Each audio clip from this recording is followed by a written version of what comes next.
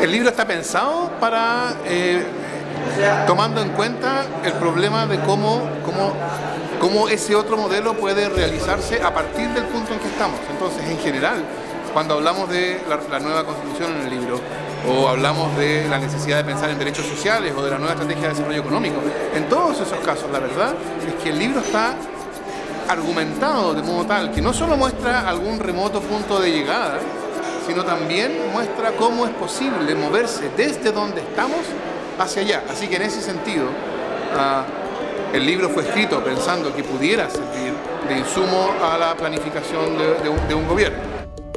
La idea es darle un marco, un sustento a una propuesta de un programa, que los programas ven las partes más operativas, y este puede ser visto como un trasfondo más conceptual sobre el cual descansa esa propuesta de programa. Hola, muy buenos días. Estamos como todos los días viernes con tema libre. Hoy día vamos a hablar un tema muy especial. Estamos aquí con Fernando Atria y con Claudio Alvarado. Fernando Atria, ustedes se acuerdan, es nuestro panelista, profesor de Derecho de la Universidad de Chile, abogado, militante del Partido Socialista, fue candidato presidencial y fue coautor del libro El Otro Modelo. ¿Qué es lo que nos trae aquí con Claudio Alvarado, que es coautor del Derrumbe del Otro Modelo, una reflexión crítica? Claudio es el subdirector del Instituto de Estudios de la Sociedad, es abogado y también es profesor universitario, igual que Fernando, pero no es candidato como Fernando. Porque eso no lo mencionaste. Hola Pilar, hola Claudio. Candidato a diputado del distrito 11. 11, sorry. Las Condes, Providencia. Peñalolén, La Reina, Vitacura, Lo Barnechea. Eso. No, pero sin Providencia. Perdona, Providencia de Santiago. Del distrito 10. Me equivoqué. Bueno, este es un tema que va a ser bien entretenido si lo logramos bajar, porque Fernando es uno de los autores y siempre se le ha puesto como la cabeza del libro El Otro Modelo, ¿no es cierto?, que lo escribió un grupo de intelectuales, Alfredo Yañán, Javier Couso, Guillermo Larraín, entre otros, y que era como el soporte intelectual, ¿no es cierto?, que de la crítica a lo que habían sido los gobiernos de la Concertación, ¿no es cierto?, y también lo que fue el desarrollo durante el gobierno militar. Y fue un diagnóstico que se supone que es lo que usó Michelle Bachelet durante este gobierno para hacer las transformaciones que ella ha llamado culturales y estructurales. O sea, por eso es que siempre Fernando H. está tan ligado a lo que hoy día se está haciendo.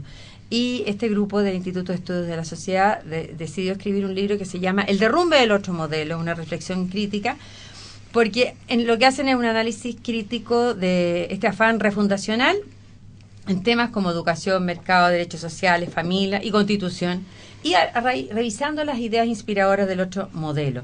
Porque, Claudio es coautor con Daniel Mansuy, Pablo Ortúzar, Josefina Arauz, Matías Petersen y Manfred Svensson. Y el libro lo lanzaron el miércoles, ¿no? Efectivamente.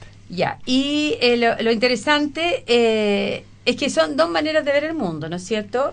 Fin el modelo neoliberal con la alternativa a otro modelo, y hoy día viene la respuesta de el derrumbe del otro modelo, como que le fue mal. Y eso es lo que queremos que conversemos. Las reformas refundacionales de este gobierno responden a un diagnóstico equivocado y por eso son rechazadas, o solo son rechazadas por un problema de gestión y de mala ejecución, porque eso es lo que decía Pablo Ortúzar, que hoy día los mismos autores del otro modelo se están como desligando de los malos resultados y dicen que este es solo un problema de implementación del programa y en el fondo no asumen que este es un problema de diagnóstico. Fernando H. Sí, yo no sé qué quiere decir desligarse. Yo la verdad es que yo no entiendo esta discusión. Yo creo que el otro modelo, yo no he leído el libro, no lo conozco el libro, pero sí sé lo que varios de esos autores han dicho del otro modelo y asumo que en el libro está reflejado lo mismo que han dicho. Como Pablo Ortúzar, que ha dicho que el otro modelo lleva una máquina moledora de carne pobre, o como Mansuy, que dijo que las encuestas deliberativas eran campos de reeducación ciudadana. Entonces, lo interesante, creo yo, o sea, todo eso, por supuesto, no tiene nada que ver con lo que dice el libro. El libro no asume una posición de crítica a los años de la Concertación. El libro es explícito en ser agnóstico, en decir, el diagnóstico que contiene el libro es un diagnóstico en el cual pueden converger quienes tienen una mirada crítica de esos años de la Concertación y quienes creen que aunque estuvo bien hacer lo que se hizo durante esos años, ha llegado el momento de hacer algo distinto. Entonces no hay esa mirada crítica acérrima que dice que fueron, no sé, 20 años perdidos, 20 años de traición. No, eso es el modelo de la dictadura. Eso es mitología. Los distintos autores tenemos distintas opiniones sobre eso. Pero ese es precisamente el punto del otro modelo. El otro modelo fue un libro escrito entre 5 personas que teníamos visiones distintas sobre eso. Entonces el libro, aunque los autores tienen sus opiniones diferenciadas, el argumento del libro no descansa en eso, ¿no? Entonces es bien difícil entrar a una discusión sobre el otro modelo, porque cuando se discute el otro modelo, la verdad es que estamos discutiendo los fantasmas que se le imputan al otro modelo. ¿No hay un tema común de diagnóstico? Claudio Alvarado. Sí, bueno, primero que todo, muchas gracias por la invitación. Lo segundo, yo le traje un libro de regalo a Fernando para que después podamos quizás tener una segunda discusión con la lectura en mano, que es un poco lo que nosotros sí hemos intentado hacer hasta ahora con los distintos textos que han inspirado o que al menos han influenciado de manera relevante el debate público. Una de las premisas que mueve el trabajo de Lee y este libro en particular es que las ideas tienen consecuencias. Nosotros buscamos tomarnos en serio eso. El Instituto de Estudios de la Sociedad, exactamente, que es el que edita el libro. Exactamente, junto con Tajamar Editor en esta ocasión. De hecho, por eso le traía el libro de regalo a Fernando. Ayer nos llamó la atención una columna que publicó Alfredo Yoignan en la que emprende una crítica categórica contra el libro, reconociendo que no lo ha leído. Nuestro espíritu es justamente el contrario, es intentar dialogar con los textos sobre la mesa. De hecho, lo que se va a encontrar en este libro, más allá de la diferencia de opiniones, es un análisis crítico a partir de los textos que han escrito, en particular el otro modelo, pero no solo él, sino que los diversos libros que ha escrito Fernando y otras personas que han influido en el debate público. ¿Y por qué? Por 2 razones, además de esta, digamos, razón principal, que las ideas son relevantes. La primera, porque estas ideas indudablemente han tenido influencia. O sea, si uno mira lo que hoy día el diagnóstico de una parte de la nueva mayoría, si uno mira lo que está en el discurso del Frente Amplio, se trata de un soporte intelectual que ha adquirido progresiva presencia en el debate público. Y en segundo lugar... Y fue inspirador de Michelle Bachelet, y ese es el segundo punto, efectivamente. Si uno observa lo que ha dicho Alejandro Guillé, pero no solo él, sino como un solo ejemplo de político importante, se ha señalado de que el problema, las dificultades que ha experimentado el programa de transformaciones de este gobierno, está ahí anidada principalmente en el plano de la ejecución, la implementación, pero no en el diagnóstico de las ideas que lo han movido. Y nuestra tesis es la contraria, es lo que busca provocar el libro con base al análisis crítico de esos textos. Nuestra tesis es que la separación entre idea y praxis no es tan clara y que de hecho la praxis política no se entiende sin este soporte que está detrás, sobre todo en este caso en que el vínculo es tan explícito. Si uno mira el protagonismo que tuvieron los autores del otro modelo en lo que fue el programa de gobierno de Michelle Bachelet, uno mira sin ir más lejos, esto no es un invento nuestro, podrá gustar o no, pero uno mira lo que se dijo al momento de presentar el libro, cuando se dijo que el libro fue escrito pensando, estoy citando textual, que pudiera servir como insumo a la planificación de un gobierno.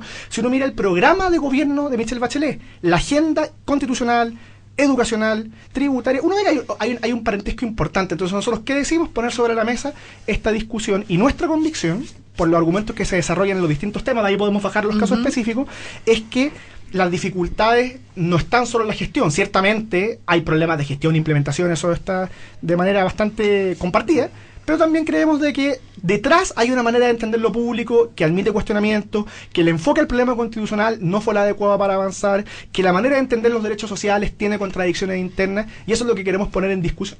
Vamos al tema primero de la mirada frente a lo público.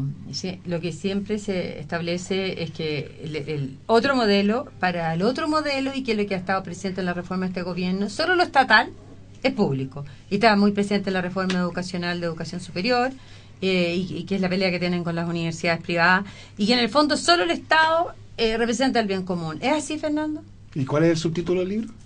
¿El del tuyo? Sí, el régimen neoliberal.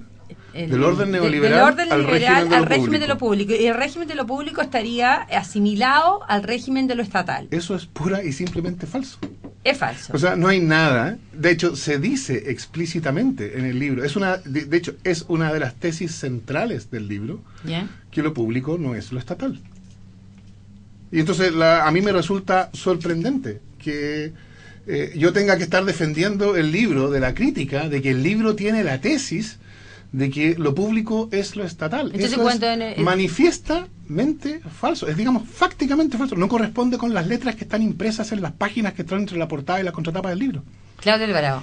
Sí, yo creo que hay que distinguir efectivamente, porque el análisis y la propuesta que hay en el otro modelo, y en particular en los textos de Fernando, es una propuesta que es un grado más sofisticado. O sea, inmediatamente no dice lo que a veces se ha señalado, pero si uno empieza a revisar con más detalle, uno se da cuenta que el régimen de lo público que se propone, al menos a nuestro entender, lo que tratamos de explicar en el libro, sí implica aplicar a los particulares y a la sociedad civil cuando se trata de la producción o la participación, el fomento de lo que se llama bienes públicos relevantes, se le aplica a los particulares un régimen y una lógica similar, sino idéntica, a la que corresponde al Estado. Y eso es muy problemático cuando se trata de enfrentar la pluralidad de la sociedad civil. Y quiero dar solo un ejemplo para que sigamos el diálogo con Fernando, porque aquí se habló de las letras, ¿cierto? De que nosotros estaríamos malentendiendo.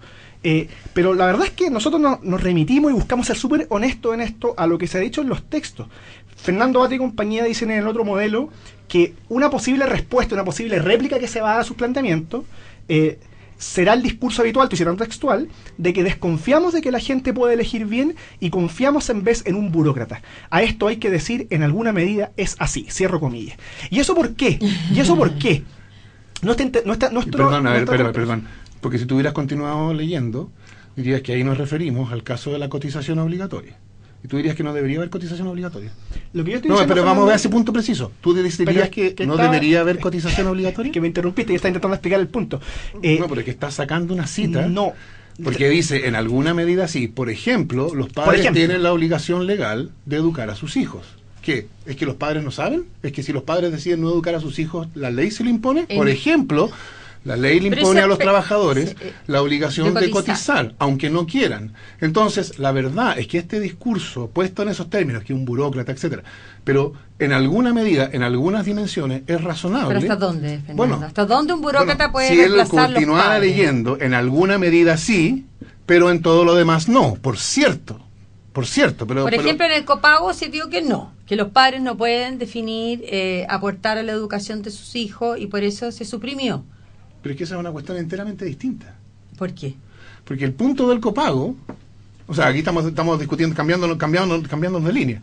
Lo que me interesaba decir, eso de en alguna medida sí, yo lo acepto como crítica, si es que Claudio está dispuesto a decir es un escándalo que haya cotización obligatoria o es un escándalo que los padres tengan el deber de educar a sus hijos. Y yo intuyo que Claudio no va a decir ninguna de las dos cosas. Si él no dice ninguna de las dos cosas, entonces a mí me parece que es impropio que diga, miren, el otro modelo dice en alguna medida sí, pero la verdad es que yo tendría que decir, Claudio, estoy de acuerdo en eso, ¿o no? Claro, lo que sucede acá yo remitía a la cita simplemente como un ejemplo de lo que nosotros intentamos hacer, que analizar, como decía, críticamente con base a los textos. Sí, sacar las citas de contexto, pero, Fernando, y decir eso. Pero no te enfades, estamos conversando. Volviendo al punto, nuestra impresión es que la lógica que está detrás, como quería decir en la frase anterior, es una lógica en la cual lo que se hace es mirar con recelo, más allá de lo razonable, la participación de la sociedad civil y de los particulares en la provisión de los bienes públicos, y detrás de eso una comprensión de lo público que, si bien exactamente no es restringida de manera unívoca al Estado, le termina aplicando sus reglas de un modo impropio. Y es lo que nosotros creemos que se ha visto de manera conectada, vinculada, no idéntica, pero relacionada, en el debate educacional, en el trato y en la aproximación que se dio a los colegios particulares subvencionados. Y detrás de esto, y lo que está pasando hoy día en educación superior. Claro. Hay una pelea entre que las universidades privadas, incluso del G9, que son las más exclusivas, se defienden de que ellas también dan aportes públicos porque no se los reconocen. Ahora, todo eso efectivamente sucede, y todo eso está abierto a un legítimo debate político. Lo que a nosotros nos llama la atención detrás de esto es cuando se asume a priori de que aquí se hubiera implementado un programa de gobierno totalmente desconectado de lo que fue un diagnóstico intelectual. Nosotros tratamos de mostrar, mire, esto no es así. Aquí hay una relación que no es unívoca. O sea, es lo que ha sucedido, por ejemplo, cuando algunas de las personas que participaron, aquí hay discrepancia entre ellos en todo caso, hay que ser sincero, han dicho que el problema fue de implementación, fue de ejecución, pero no el diagnóstico que está detrás. Algunos dicen que hay que acelerar el proceso. Guillermo Larraín, en cambio, dijo, no, aquí hubo voluntarismo, fue demasiado. Bueno, ese debate... Es que usted está, o tú no sé si tú hablas por los demás autores, Pero yo creo que están confundiéndolo todo. Fernando Por H. supuesto que tenemos distintas opiniones sobre lo que pasa día a día en la política chilena. Somos 5 personas distintas. Y yo creo que un valor del otro modelo es que es un libro escrito entre 5 personas. No son artículos de 5 personas puestos en un mismo libro. Es un argumento que fue, de hecho, que fue discutido y concordado entre 5 personas. Y a mí me parece bien absurdo pensar que son 5 izquierdistas furiosos. No, hay de todo. Es que de hecho nadie ha dicho eso. No, ustedes están insinuando en esto de que el Estado es lo público, etcétera. Ahora, entonces, que hay distintas opiniones. Yo creo, por ejemplo, y yo lo he dicho siempre, que yo creo que este gobierno, yo creo que la ley de inclusión es la ley más importante que se ha dictado en los últimos 30 años. Si esto de tomar distancia, o sea, niega eso, entonces yo no he hecho eso. Yo creo que lo que este gobierno hizo en materia constitucional no tiene nada que ver con lo que dice en el libro. Creo que en lo que hizo en educación escolar tiene algo más que ver. Creo que además se hizo de una manera bien poco apropiada, sí, pero creo que la ley de inclusión sigue siendo la ley más importante que se ha dictado en los últimos 30 años. Además, al diagnóstico Ahora, del a otro mí me modelo. gustaría ir a esta idea, a esta cuestión de lo público. ¿Cuál es el argumento del libro? El argumento del libro es, para que algo sea público, no basta que el que lo hace diga, yo Es un tengo bien una vocación público. pública. Por ejemplo, cuando una compañía de electricidad está haciendo sus cálculos, como es una compañía privada que responde a sus accionistas, lo que le interesa a la compañía es tener utilidades. Y yo con esto no estoy haciendo ninguna crítica, porque yo digo esto y dice, está demonizando. No estoy demonizando a nadie. No, Una no. compañía que responde a sus accionistas busca tener utilidades. Por supuesto. Y entonces la pregunta que se hace a la compañía es, ¿cuántas cuadrillas de emergencia debo tener? Y entonces hace su cálculo, cuánto me cuesta tener cuadrillas de emergencia y cuánto me costaría tener una capacidad alta de reacción para cuestiones que pasan de vez en cuando. Y calcula que dice, bueno, en realidad voy a tener pocas cuadrillas de emergencia, voy a aumentar mis utilidades y si pasa algo voy a responder, pagaré las multas, etcétera. Eso es cálculo racional de una empresa.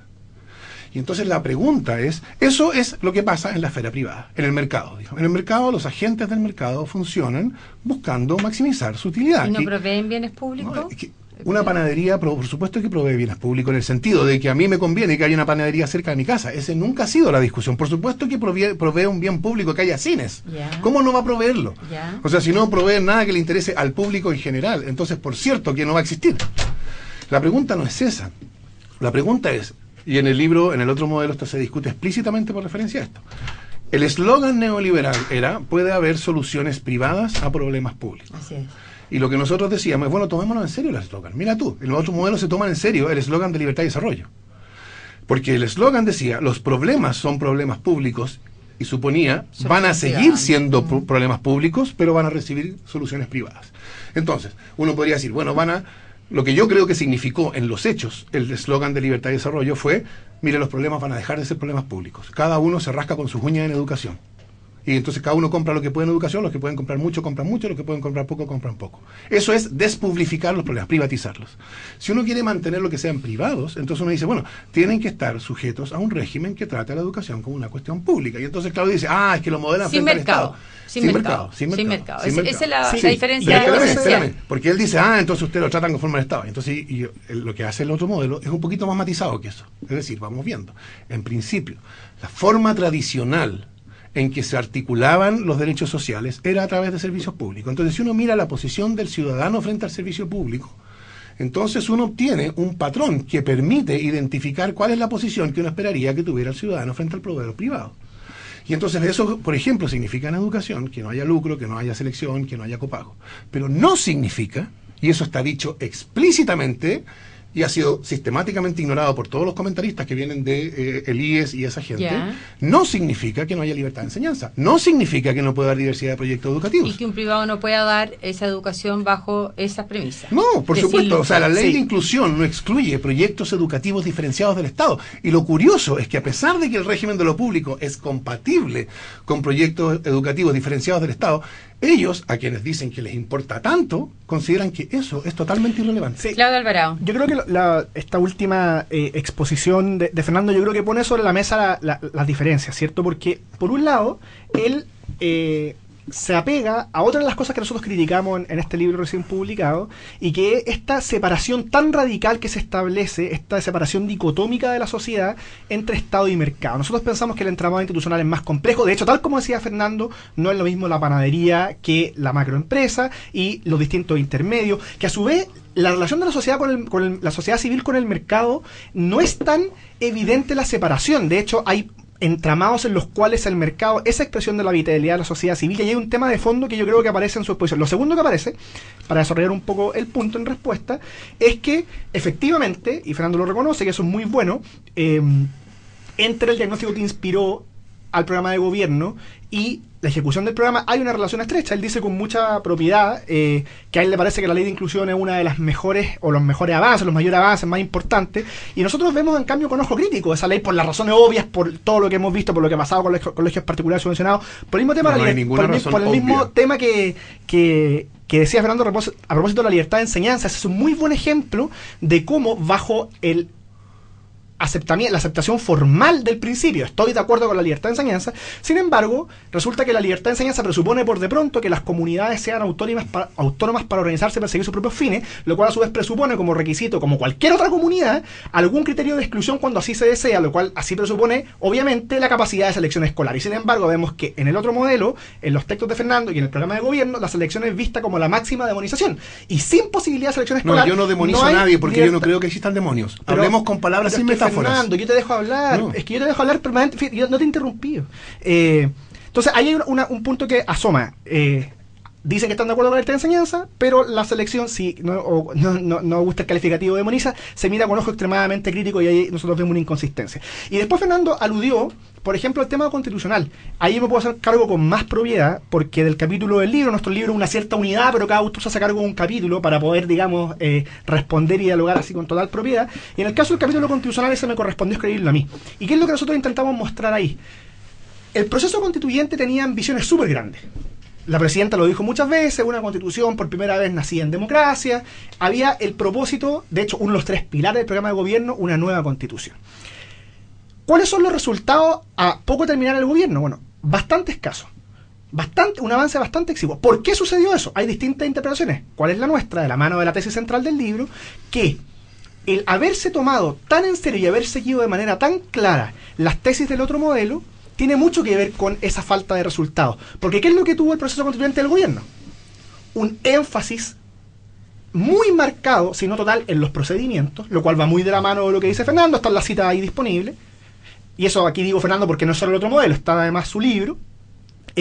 Después vemos que hay una visión extremadamente crítica de los acuerdos. Nosotros en cambio creemos que los acuerdos son imprescindibles para todo pacto constitucional, y de hecho los ponemos sobre la mesa. Entonces nosotros ahí vamos mostrando también en concreto, y nosotros creemos que esto es importante porque lo que da cuenta es que esa relación entre ideas y ejecución práctica tiene mucho que ver con lo que ha sucedido, y el ejemplo constitucional nos parece que es un caso palmario de ello. Ya. Pero déjame decir una cosa sobre la ley. Necesitamos ir a una pausa y a la vuelta. Y vuelves tú, Fernando. Estamos con Fernando Atria, y estamos entonces con Fernando Atria y Claudia Alvarado en esta discusión sobre el otro modelo, si es o no texto inspirador de la reforma criticada de este gobierno, que es la tesis de el derrumbe del otro modelo. El derrumbe del otro modelo, uno de cuyos autores es Claudio Alvarado. Fernando, tú ibas a replicar. De esa tesis yo no me hago cargo, que cada uno podrá tener sus opiniones. Ellos tienen sus opiniones sobre lo que nosotros escribimos, lo que el gobierno hizo. Yo tengo mis opiniones sobre la ley de inclusión, etcétera. No, quiero decir que, bueno, cada uno tendrá su opinión sobre cuán importante fue el libro. No le corresponde a los autores decir mi libro fue muy influyente. Por supuesto, así pero esa es la percepción que, y de hecho, sí, pero es que yo creo que lo presentó. Yo creo que hay una cuestión interesante a la cual me gustaría referirme después sobre esas percepciones. Pero antes me gustaría volver sobre la cuestión de la libertad de enseñanza, porque si uno mira el surgimiento de los sistemas públicos de educación, y no estoy pensando en Corea del Norte, estoy pensando en Europa, bueno, ellos fundamentalmente descansaban en educación estatal, ¿no? Educación francesa, la escuela pública inglesa, etc. Nosotros en el otro modelo decimos, eso es una manera de tratar a la educación como derecho social, por cierto, ha sido una, pero no necesariamente es la manera que, o sea, la idea de derecho social no exige eso. La idea de derecho social es compatible con otra idea que en la historia chilena ha sido importante. esa otra idea, que es una idea que en Europa ha sido mucho menos importante, es la idea de libertad de enseñanza. Ahora, la libertad de enseñanza en la historia chilena no ha sido importante porque es libertad de mercado. No se trataba de abrir la educación para los emprendedores de mercado. La razón por la cual en la historia chilena la libertad de enseñanza fue importante es porque se trataba de asegurar espacios para proyectos educativos diferenciados del Estado. Fundamentalmente católicos, pero hoy día uno no lo miraría de esa manera. Pero era esa la idea, que haya espacio para proyectos educativos diferenciados de los proyectos estatales. Y entonces el otro modelo dice, eso está muy bien, no hay ningún problema, no hay razón para negar que hay espacio para proyectos educativos diferenciados del Estado. Lo que sí hay, una contribución a la educación, no, más que diversidad, eran una contribución a la educación. Bueno, da lo mismo, pero el otro modelo es perfectamente compatible con que haya proyectos educativos en el sentido de proyectos educativos diferenciados del Estado. Ajá. O sea, la regla, la exigencia de neutralidad, entre comillas, que se le exige al Estado, no está exigida respecto de los establecimientos particulares en el otro modelo. El régimen de lo público no es la aplicación a los privados del régimen del Estado tal cual, es el régimen correspondiente al derecho del ciudadano. Ahora, el otro modelo sí dice una cosa, lo que corresponde al derecho del ciudadano es que el derecho de todos los ciudadanos a elegir tiene que ser igual, y eso excluye la selección.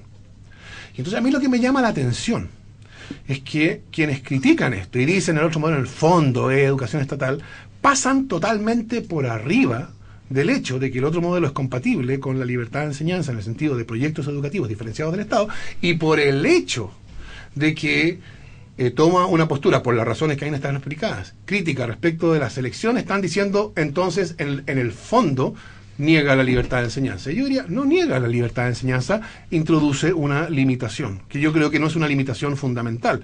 Pero a mí me sorprende que para ellos una libertad de enseñanza que está sujeta al régimen del ciudadano y que entonces tiene la limitación de que no puede seleccionar, es lo mismo que una libertad de enseñanza que es negada. Eso muestra lo poco que le importa la libertad de enseñanza. No, al contrario, de lo que se trata es de intentar tomársela en serio y preguntarse cuáles son las condiciones institucionales que la hacen posible.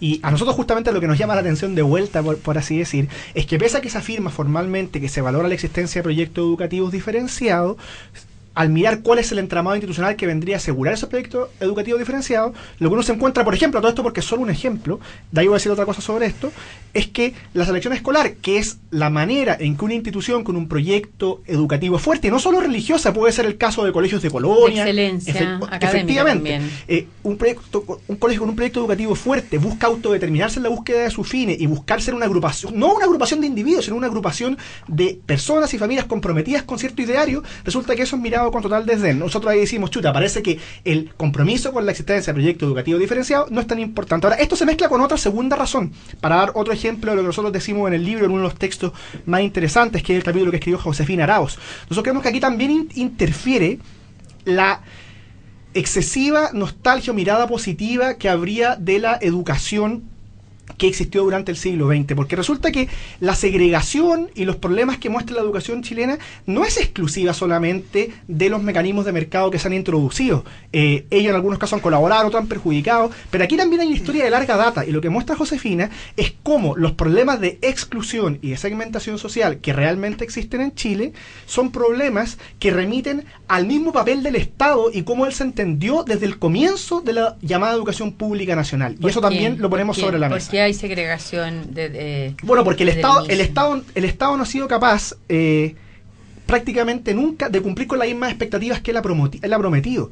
Y de hecho esto además guarda relación con un problema adicional que vemos hoy día, y que quizá una de las preguntas que los autores del otro modelo tendrían que hacerse con más fuerza, y es cuáles son nuestras prioridades políticas, qué es lo que vamos a priorizar a la hora de intentar mejorar la educación chilena. Nosotros lo que entendemos es que en un contexto en que los recursos son limitados, la prioridad de un proyecto que se toma en serio, el destino de los más vulnerables, debería ser la educación municipal.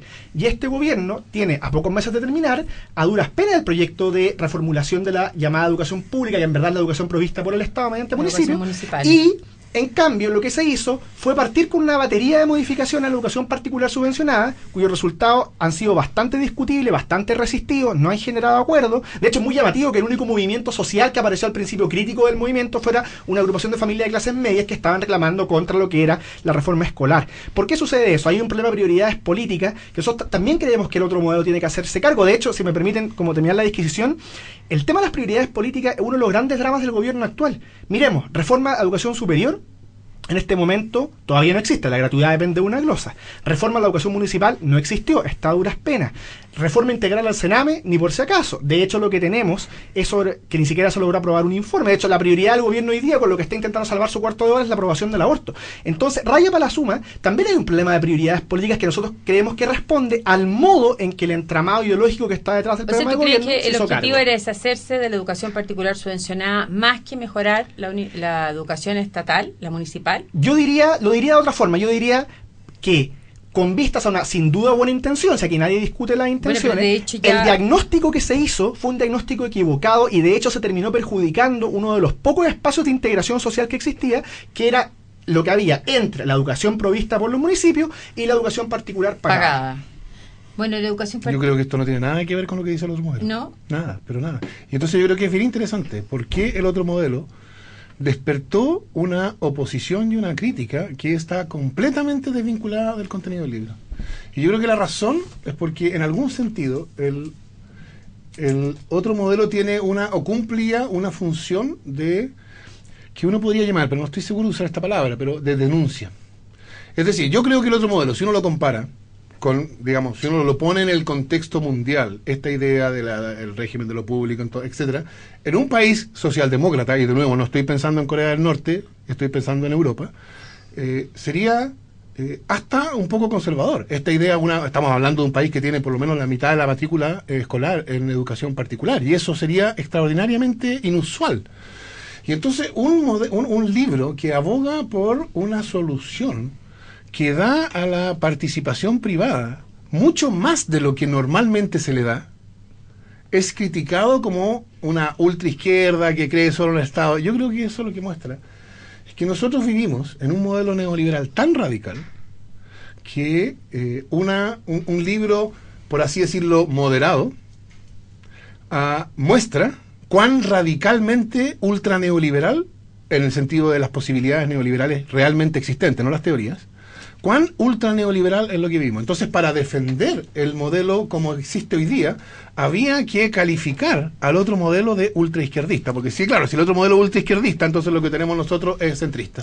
Sí, y yo creo que esa es la razón por la cual, o sea, yo he escuchado, como decía al principio, yo escuchaba a Pablo Ortúzar decir que el otro modelo es una máquina modeladora de carne pobre, escuchaba a Daniel Mansuy decir que las encuestas deliberativas son campos de reentrenamiento ciudadano, he escuchado a Lucía Santa Cruz decir que el otro modelo es Corea del Norte, y la verdad es que uno toma el libro y dice, todo esto son cosas que no tienen nada. Pero los nada colegios que ver. particulares subvencionados que van a cerrar, o bien que van a transformarse en particulares pagados. Y esto por la denominada ley, comillas, de inclusión, que lo obliga a tener una sola organización, lo obliga a gastar solo en las cosas autorizadas por el Estado. A ver, espérate, eso lo discutimos alguna vez en algún programa. Lo obliga a gastar en el proyecto educativo. Los ítems autorizados. Y no Sí, pero, es lo que no establece qué es lo que no está autorizado, sino que establece qué es lo que está autorizado. Pero es que aquí hay otro caso de eso. Dicen que se ahogan. Porque el último, pero es una ley de inclusión, un proyecto que está obligándolo hasta ahora, porque el plazo vence en diciembre. Está obligando a lo menos hay como 60.000 alumnos que van a perder su colegio particular subvencionado que se va a transformar en particular pagado. Pero es que a mí me sorprende esto, porque el modelo descansa, la lógica del modelo educacional anterior a la ley de inclusión, y que en alguna medida todavía sobrevive, porque la ley de inclusión, etcétera, por lo mismo que tú dices, la lógica es, el mercado se va a encargar de los colegios. ¿Y eso qué quiere decir? Que los colegios se cierran o se abren según las fuerzas del mercado. Así funcionaba, así estaba pensado. Entonces ahora, y entonces tienen que hacerlo bien, Fernando. es un dato normal, es un dato normal de un sistema como el sistema educacional chileno, que colegios abren y cierran. Pero resulta que ahora las mismas cifras, porque las cifras no han cambiado mucho, las mismas cifras de abrir o cerrar colegios son imputadas enteramente a la ley de inclusión como culpa de la ley de inclusión, y todos los colegios que antes tuvieron que cerrar, es una cuestión del mercado. No se ha abierto ningún colegio nuevo insólito. particular subvencionado. Hoy día el problema es que no se abre ningún colegio particular subvencionado. En el nuevo esquema, con la ley de inclusión, no hay interés en hacer estos colegios. No, a mí sobre eso me parece que ahí está el dato, efectivamente. Sí, porque ya no son empresas. Ahí está el dato. Y ahí venimos a diferencias con Fernando, ¿cierto? Algunas consideraciones sobre lo que él decía, yo insisto, y ahí están los textos para que se lean y se revisen. Yo creo que en la clasificación y en la mirada institucional del otro modelo, en lo que dice aquí Fernando, hay una excesiva simplificación entre mercado, a veces visto en su peor versión, y un Estado a veces, no siempre, pero a veces idealizado. Nosotros creemos que el entramado institucional es más complejo y así lo intentamos explicar, y que el mercado muchas veces es manifestación o garantía de vitalidad de la sociedad civil, y ahí yo creo que hay una diferencia importante. Y no es garantía de libertad, el por mercado, supuesto, por supuesto. Libertad. Cosa que está dicho en mi libro también. Claro. Ahora, ¿le puedo preguntar algo, Claudio, no? Un segundo para cerrar la idea y vamos a la pregunta, para poder también hablar un poquito de corrido. Después las calificaciones. Yo acá, y si es que se buscan los textos, me parece que nunca, pero ofrezco la prueba en contrario, he hablado de ninguno de los calificativos que me ha imputado Fernando. Yo no he hablado de una izquierda extrema. De hecho, el epílogo de Hugo Herrera en el libro lo que hace es intentar clasificar cuáles son hoy día las manifestaciones y la ideología, los correlatos ideológicos que están detrás de las distintas izquierdas. Se hace con sumo rigor. De hecho, se distingue entre lo que son los distintos autores del otro modelo. O sea, aquí no hay caricatura. Y después, a mí me parece que hay que insistir en esto de que hay ciertas cosas que Fernando no se hace cargo, en el sentido que dice, no, esto sí, pero esto estaría completamente desvinculado. Yo ahí lo que invito al lector, porque la argumentación escrita lo permite hacer con mucho rigor, es que revise el texto que acabamos de publicar y mire dónde está la caricatura. Nosotros nos apegamos, a riesgo de ser majaderos, a la cita textual, al diálogo de frente, reconociendo ciertas cosas, criticando otras, y eso es por un afán no simplemente de honestidad intelectual, es porque hay algo de fondo, y es que estas ideas, y nos interesa poner sobre la mesa, han tenido importancia, y de hecho una de las cosas que se dice expresamente en el libro, y que se han dicho otras veces, pero Fernando no lo ha reconocido, quizás porque no ha contestado por escrito algunas críticas, es que estas ideas van a seguir siendo importantes en el debate público, porque un fracaso político no es lo mismo que un fracaso electoral, y un fracaso electoral no es lo mismo que un fracaso ideológico. De hecho, el gran riesgo que tiene la derecha es confundir esas distintas versiones. Vigente, y acá pasa al revés. El relato del Frente Amplio es un relato que guarda estrecha relación con las ideas del otro modelo. Los derechos sociales, que tiene que proveer de provisión pública. Llegamos al kit del otro modelo, ¿no? De provisión conforme al régimen de lo público, sí. Fernando, ¿tú le querías hacer una pregunta? Sí, porque él decía que nosotros estábamos, era caricaturesco o era demasiado simple esto de mercado y Estado. Y entonces Claudio decía, porque nosotros creemos que hay otras realidades institucionales, pero es que ellos no creen que haya otras realidades institucionales, porque ellos no se preocupan de la dimensión institucional, que es el régimen, precisamente. Yo creo que hay un régimen de lo público y un régimen de lo privado, y que esos regímenes tienen lógicas distintas. Yo no estoy hablando de voluntades, ¿no? Por supuesto que hay realidades, personas que quieren distintas cosas, pero si uno habla de realidades institucionales, lo que ellos dicen es, bueno, tiene que haber mercado. Porque ellos se oponen ambos integrarse. No, pero la cuestión es, ellos creen que lo que ellos llaman la sociedad civil puede funcionar adecuadamente conforme al régimen del mercado, porque creen que es un error haber prohibido excluido la selección, el copago y la provisión con fines de lucro en materia educacional. Yo diría, eso es precisamente lo que se necesita para que haya un espacio en la sociedad civil que no sea colonizada por el mercado, porque la sociedad civil, una sociedad de asociaciones, etcétera, esa también corre el riesgo de ser colonizada por la lógica instrumental del mercado. Eso y entonces el régimen de lo público precisamente lo que pretende hacer es crear entre el Estado, entre el régimen del derecho administrativo, por así decirlo, del Estado, y el régimen del mercado, donde prima la racionalidad económica, esa es la lógica, entre ambos crear un espacio para la sociedad civil. Pero ellos dicen, como no es régimen de mercado, como no permite escuelas con fines de lucro, como no permite seleccionar, como no permite cobrar, entonces esto es estatización. Yo lo encuentro insólito. ¿Hay comerciales? Sí, tenemos que ir respondo a la vuelta entonces. Y derechos sociales, sí. Vamos a ir también, ¿qué rol cumple también para corregir los efectos del mercado? Ponte tú la SEP, la subvención especial preferencial, que tenía dentro de la educación un rol especial justamente para corregir las distorsiones del mercado, que los niños más vulnerables no pudieran aspirar a entrar a cualquier colegio particular subvencionado, para eso tenían una subvención con marraqueta, que es otra manera de corregir las distorsiones del mercado. El Parque Santaniana. Entonces con Fernando H. y Claudio Alvarado, uno de los autores del derrumbe del otro modelo. Sí, bueno, se nos acaba el tiempo, estamos muy escuetos, pero Un par de cosas sobre lo que decía Fernando al finalizar el bloque anterior. Lo primero es que nosotros hemos intentado hacer un trabajo sumamente serio, tomando en serio la fuente, y a mí me parece que Fernando, al menos en este punto, no lo ha hecho. Porque él empieza a imputar una serie de cosas que no son reales. Dice que no distinguimos entramados institucionales, dice que no buscamos limitar el mercado. Basta leer cualquiera de los textos de Daniel Mansuy, basta leer las cosas que he dicho yo en columna en respuesta a cosas de Fernando, pero también de la derecha, de la derecha más por política más tradicional, digo, para darse cuenta de que eso no es real. Y después, creo que un buen ejemplo para conectar con tu pregunta y al menos alcanzar a decir algo, se ve en el artículo de Matías Petersen respecto a los derechos sociales. Lo que se hace ahí es intentar tomarse en serio el ideal político que propone más profundamente Fernando Atria y compañía, que es el ideal de realización recíproca. Y ese artículo, a partir de una crítica profunda que se le hace, que no alcanzamos a desarrollar, termina mostrando la importancia histórica de realidades institucionales que exceden el mercado y el Estado, cómo fue la experiencia de las mutuales, qué vigencia puede tener eso hoy día, y por tanto lo que dice Fernando ahí no tiene ningún asidero, y en consecuencia yo invito a los lectores a que se den cuenta que nuestro trabajo puede tener muchos problemas, pero algo que no tiene es haber ignorado los textos de los ideólogos del otro modelo. Es todo lo contrario. Bueno, dos cosas. Una es que el caso que puso Claudio de una cita era una cita que estaba truncada porque ignoraba lo que venía después. Todavía no ha dicho Claudio cómo revisa lo que yo le dije sobre lo que viene después, lo que él había dicho. Pero en fin. Eso no es así, pero en fin, la otra cosa es que yo creo que aquí hay una cierta ironía.